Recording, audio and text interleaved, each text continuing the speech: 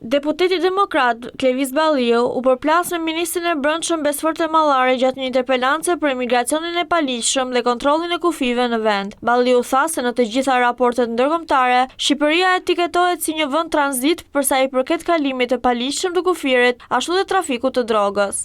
Të vish këtu, të na akuzosh ne, kolegët mi me cilët mund mos jem dakord për shumë gjëra, dhe të vish thuar se e keni zërin kështu dhe e keni zërin ashtu, mbase zëri jon mund mos jetë shumë i bukur, aq i bukur sa është zëri juaj. Po shpirti dhe zemra jon është e pastër, ndryshe nga shpirti dhe zemra juaj i zi e zez, që ka larguar trind dhe trejat e vendit në emigracion, që i ka quar në gomone, ndërkohë që ju pasuroheni çdo ditë duke fjetur me krimin. Dhe vini në sallë për humbje jete. Thoni këto nuk janë çështje emergjente.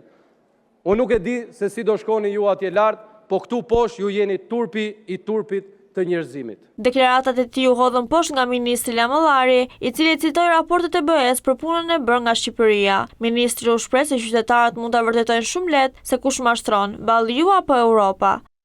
Ti është delirante, sepse të thonë bukurosh dhe pastaj pretendosh që ke dhe zemrën dhe shpirtin e bukur, vetëm ti mund ta bësh këtë.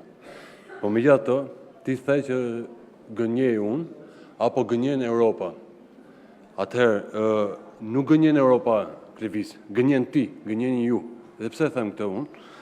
Sepse unë tani do të citoj vetëm raportin e Europës, e Bashkimit Evropian, raportin më të fundit, më le të mbaroj, pastaj do ta kthej përgjigjen e atë.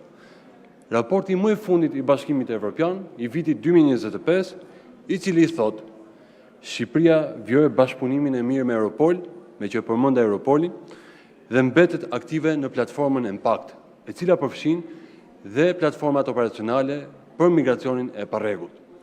Vendi mori pjesë në 120 veprime operacionale në vitet 2024-2025 dhe 115 të tilla në 2023, faqja 44 e raportit publikuar nga Komisioni Evropian. Për më tepër, bashkëpunimi midis Shqipërisë dhe rojës kufitare Frontex në operacionet e kthimit është shumë i mirë.